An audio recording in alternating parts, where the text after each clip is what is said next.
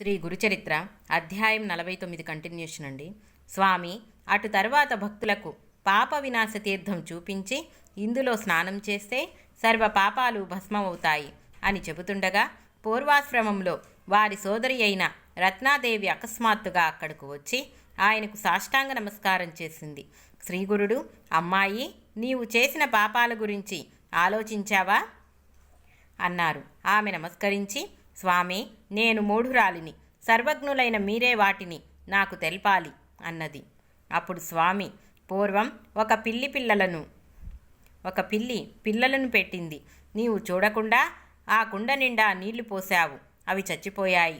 అందువలన నీకు పంచమాధ్యాల హత్య మహాదోషం చుట్టుకున్నది. ఇంకా చెబుతాను విను. అటుండగా అంతలోనే ఆమె శరీరమంతా కుష్ఠువ్యాధితో నిండిపోయింది. ఆమె భయపడి ఆయన పాదాల మీద పడి, ఓ దయానిధి,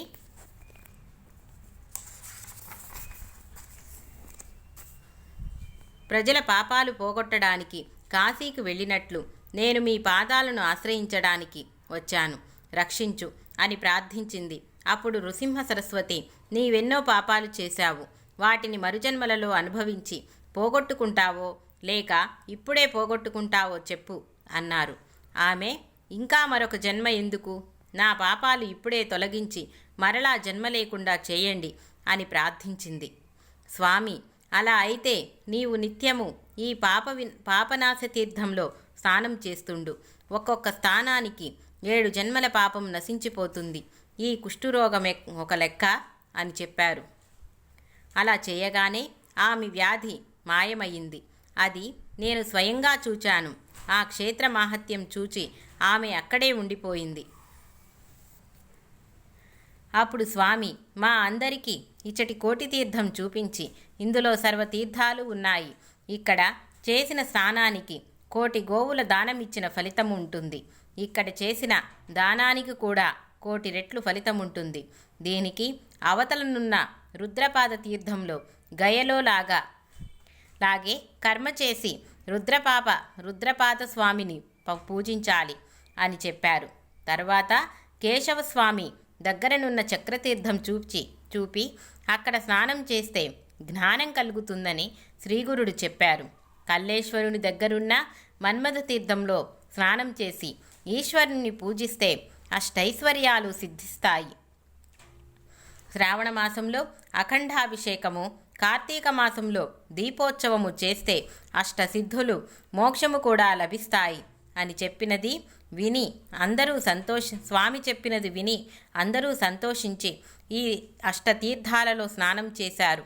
నాడు శ్రీగురుడు మఠం చేరగానే ఆ భక్తులు సమారాధన చేశారు. శ్రీ దత్తాయ గురవే నమః. శ్రీ శ్రీపాద శ్రీవల్లభాయ నమః. శ్రీ నృసింహ సరస్వత్యై నమః. శ్రీ గురుచరిత్ర అధ్యాయం 50. శ్రీ గణేశాయ నమః. శ్రీ సరస్వత్యై నమః. శ్రీ గురుభ్యో నమః. ప్రస్తావన. కలి ప్రభావం చేత శివకేశవాది భేదాలకు తోడు ఇతర మతాలు మన దేశంలో ప్రవేశించాయి. వాటన్నింటి మధ్య అసహనం తలెత్తింది. శ్రీ దత్తస్వామి వాటి మధ్య కూడా సామరస్యాన్ని నెలకొల్ప సంకల్పించాడు. అందుకే శ్రీగురుడు ఒక మ్లేచ్ఛరాజును కూడా అనుగ్రహించి హిందువుల పట్ల గౌరవము, ఆదరణ కలిగి ప్రవర్తించేలా చేశాడు, కృతార్థుని చేశాడు. తత్తర్వాత దత్తావతారాల చరిత్రలలో ఒక అంశం ప్రబలమైంది. సద్గురువు కృపకు పాత్రమైన వంశాలలో తరతరాలు ఆయన యందు దృఢభక్తి నిలిచి ఉండగలదని గత అధ్యాయాలలో చూచాము. అంతేగాక జన్మాంతరంలో కూడా వారి అలౌకికమైన అభిష్టాలు ప్రసాదించడమే గాక మరలా సద్గురు సేవను ప్రసాదిస్తుందని ఈ అధ్యాయాలు తెలుపుతాయి. సద్గురు నివాసం వలన పవిత్రమైనటువంటి స్థలాలు శాశ్వతంగా నిత్య జాగృతమై గురు సాన్నిధ్యాన్ని భక్తులకు ప్రసాదించగలవని కూడా ఈ అధ్యాయాలలో మనం తెలుసుకోగలము. అట్టి అనుభవాలెందరివో సద్గురు జ్యోతిలో చూడవచ్చు. క్షరము లేక నాశనము లేని రూపం ధరించిన శ్రీగురుతత్వమే శ్రీ గురుచరిత్ర. దాని పారాయణము శ్రీ గురు మానసిక పూజయే ధ్యానము. ధ్యానమంటే సజాతీయ భావ పరంపర, నిత్యపారాయణ అనన్య చింతయే. దాని మననము అనుభవపూరితమైన పరమార్థ ప్రబోధమే. పారాయణ చేస్తున్నంతసేపు మనస్సు గురు సన్నిధిలో ఉంటుంది కనుక అది సత్సంగమే.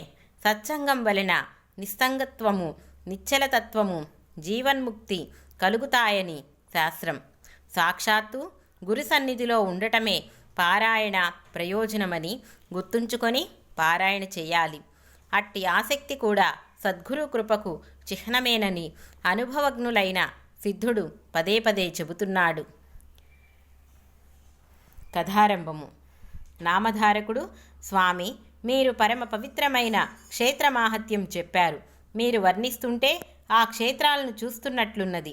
ఎక్కడ సాక్షాత్తు పరమేశ్వరుడైన గురువు ఉంటే అక్కడే దేవతలు, తీర్థాలు ఉంటాయి. ఈ సంగమము కృష్ణ పంచగంగా సంగమము వంటిది. ఇక్కడ పశుపక్షాదులు నీళ్లు త్రాగి స్నానం చేసి కృతార్థత పొందాయి. ఇక మానవుల సంగతి చెప్పాలా? దీని మాహత్యం వింటేనే పాపాలు పోతాయి. ఇక్కడ నివాసం చేసేవారికి ముక్తి కరతాళమకమే. స్వామి, మీ హృదయం శ్రీగురుని లీలలతో నిండి ఉన్నది. వాటినింకా వినాలని ఉన్నది. దయచేసి వినిపించండి అన్నారు. అప్పుడు సిద్ధయోగి: నాయనా, నీవు ధన్యుడవు. భగవంతుని కృప వలనే నీకెట్టి ప్రీతి కలిగినది. అటుపై కథ చెబుతాను విను. వైరుధ్య నగరాన్ని ఒక యవనరాజు పాలిస్తుండేవాడు. అతడు విఘ్నుడు, శుద్ధాత్ముడు, సర్వభూత సంపన్ను. పూర్వజన్మ సంస్కారం వలన అతడు మన దేవతలను, పుణ్యక్షేత్రాలను, సద్బ్రాహ్మణులను కూడా ఆదరిస్తుండేవారు. అది సహించక అతని కొలువులోని యవనమత గురువులు అతనితో: రాజా, మన ధర్మాన్ని మాత్రమే మీరు ఆదరించటం మంచిది. ఇప్పుడు మీరు చేసేది మనము కలలోనైనా తలచరానిది. హిందువుల మతధర్మం బోధించేవి సత్యమైనవి గావు. రాజా, వారు అచేతనములైన శిలలలోనూ అశ్వత్థాది వృక్షాలలోనూ